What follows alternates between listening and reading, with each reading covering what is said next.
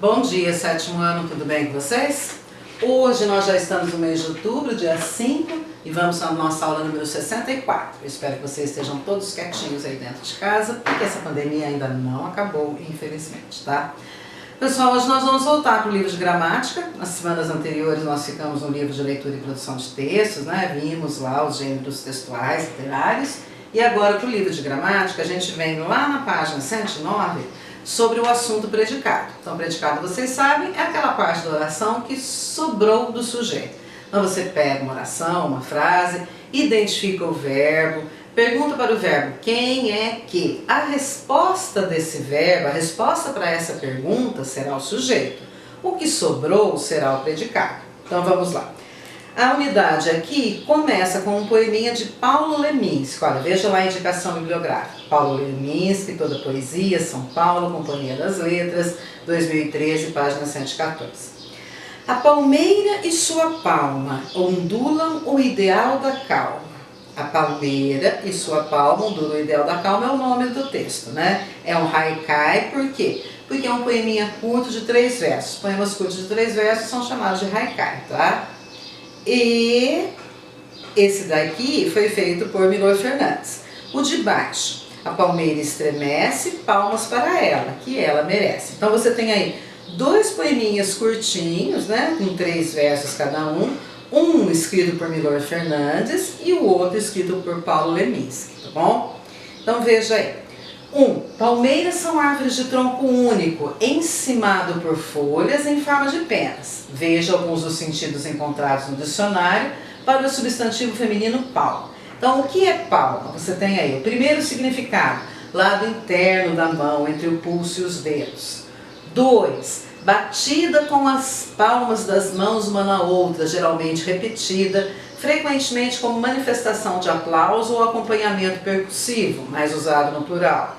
E o que é palma? É o significado 3. Folha de palma, de palmeira.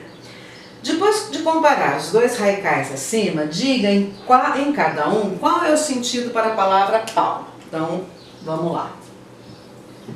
Qual é o sentido para a palavra palma usado no primeiro texto? Então, veja lá.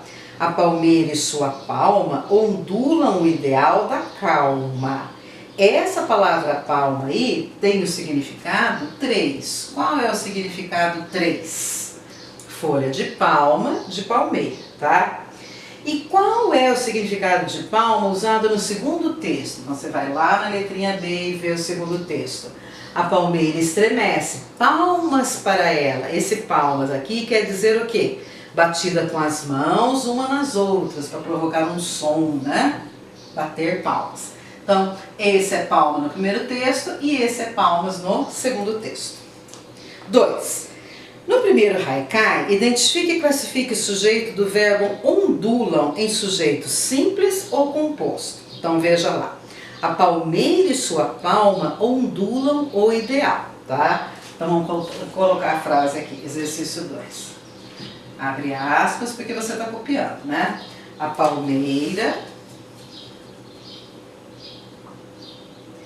e sua palma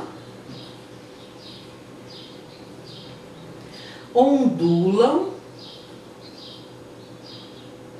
o ideal da calma. O ideal da calma. Então, qual é o verbo que você tem aqui?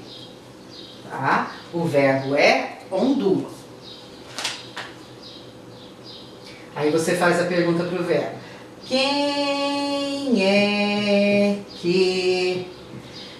que ondula o ideal da calma? A palmeira e sua palma. Então, essa parte aqui é o sujeito. O que sobrou aqui, ondulam o ideal da calma, é o predicado. Tá? Só que o exercício está pedindo assim, ó. Identificamos e classifique qual é o sujeito. Veja, quem é que ondula o ideal da calma? A palmeira e sua palma. Você tem 2 núcleos, você tem 2 partes importantes desse sujeito. Então, esse daqui é um sujeito composto. Por quê? porque ele é formado por 2 núcleos, tá? 3. Quantos núcleos esse sujeito tem? Ele é formado por 2 núcleos, então ele tem 2 núcleos. E quais são esses? Quais são as 2 palavras importantes aí? Palmeira e palma. Palmeira e palma. Se ele tem 2 núcleos, ele é chamado de sujeito composto, certo? Número 4. Você consegue imaginar uma boa razão para uma palmeira e suas palmas ondularem? Por que as folhas da palmeira ficam ondulando, ficam balançando? Provavelmente por causa do quê? Do vento, né? O vento faz com que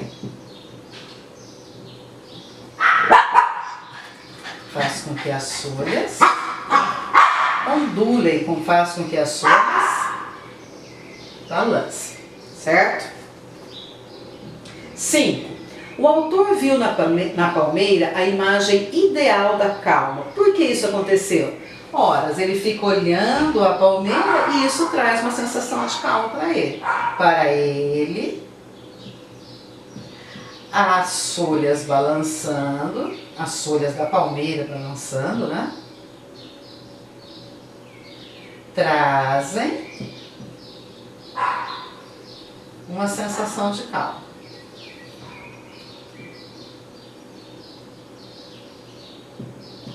Então ele tem uma paz interior, ele se sente calmo, ele se sente tranquilo quando ele fica observando as folhas da palmeira balançando, certo? 6. No segundo haikai, qual é o sujeito de estremece? Então vamos lá. De novo a gente vai colocar o segundo haikai aqui, circular o verbo, achar o sujeito e depois o predicado. Então vamos lá.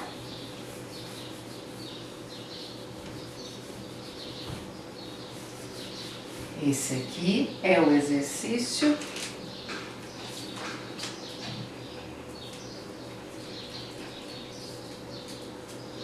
6, né? Então copiando lá o 6. A palmeira estremece.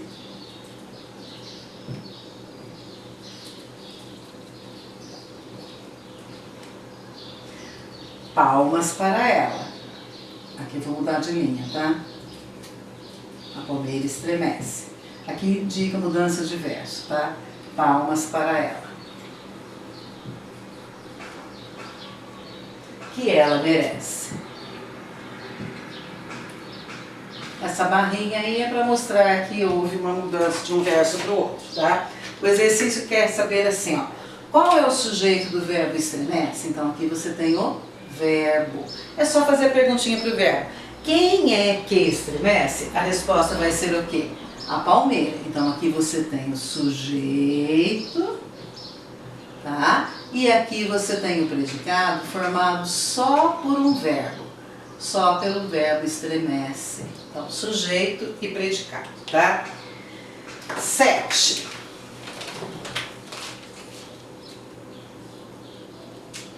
Quantos núcleos esse sujeito tem? Então, das palavras a e palmeira, qual é a mais importante? O a ou a palmeira? Palmeira, né? Então, esse sujeito tem um só núcleo. Tem um só núcleo, que é a palavra palmeira, tá? Identifique qual é o núcleo. Palmeira. Certinho? E 8. Você consegue imaginar uma boa razão para uma palmeira merecer palmas? Então, por que você bateria palmas? Por que você iria aplaudir uma palmeira? Olha, você pode estar valorizando o meio ambiente, você pode estar batendo palmas porque você gosta da natureza, porque é uma palmeira bonita, porque ela te traz sombra, né? Ela pode até trazer frutas para você também.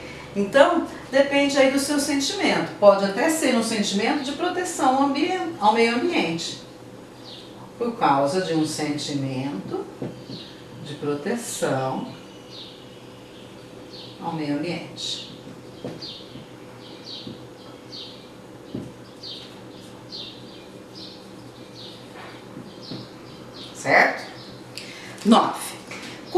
vimos, toda oração se constrói em torno de dois termos essenciais. Complete as lacunas a seguir com sujeito e predicado.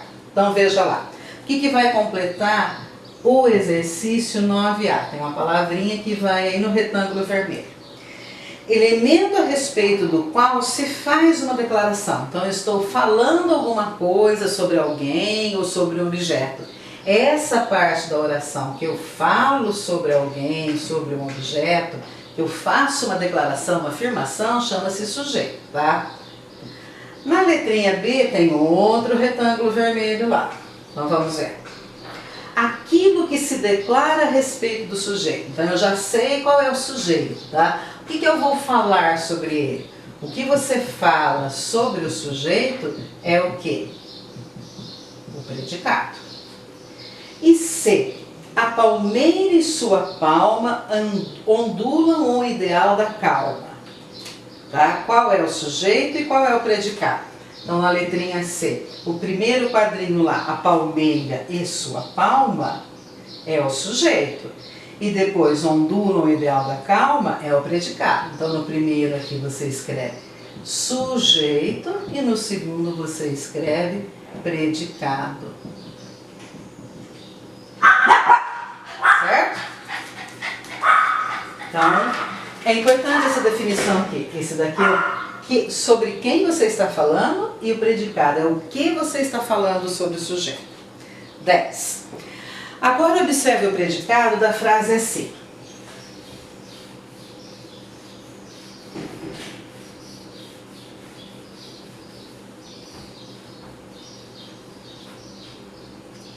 Qual seria o núcleo, a palavra mais importante e central do predicado da oração? A palmeira e sua palma ondulam o ideal da calma. Agora eu quero saber qual é o núcleo do predicado.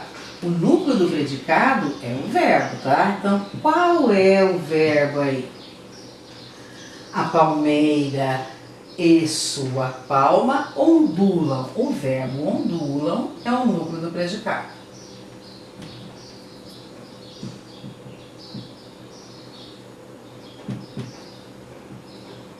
Então veja, você tem o núcleo do sujeito, né? Por exemplo, aqui a palmeira, eu sei que palmeira é o núcleo do sujeito. E você também tem núcleo do predicado. O verbo é o núcleo do predicado, tá? Essa é a letrinha A. Na letrinha B. Qual seria a função das demais palavras que compõem o predicado? Completar a ideia do verbo. Completar a ideia do verbo, a ideia do sujeito, a ideia do autor. Então o autor usou outras palavras perto do sujeito, o autor usou outras palavras perto do predicado para ele expressar a ideia dele, para ele completar o sentido da ideia dele. Certo? Então só mais esse pedacinho aqui, ó. Para lembrar, verbos são palavras que exprimem um acontecimento ou o que se passa e marcam em quase todas as suas formas, o momento desse acontecimento. Podem expressar ações, processos, estados ou mudanças de estado que alguém ou alguma coisa experimenta. Podem exprimir também os fenômenos meteorológicos. Uma ventania forte destrói tudo. Destruir é uma ação. Já entendi sua explicação. Entender é um processo. O açaí é uma planta. Ser é um estado. A brisa fica cada vez mais forte no final da tarde. Ficar é uma mudança de estado. Nesta praia chove muito. Chover é um fenômeno meteorológico. Os verbos têm forma variável, sofrem flexões. E ali embaixo, ó, os verbos podem desempenhar na frase a função de núcleo, de um centro de uma expressão verbal, o predicado, que é tudo que declaramos sobre o sujeito. As chuvas de verão alagaram tudo. Quem é que alagaram tudo? As chuvas de verão. As chuvas de verão é o sujeito. E o que eu falei sobre o sujeito? O que eu falei sobre o sujeito é o predicado. E a ação do predicado está nesse verbo, alagaram. Certinho? Eu vou parando por aqui e depois eu deixo a lição de casa para vocês. Beijo!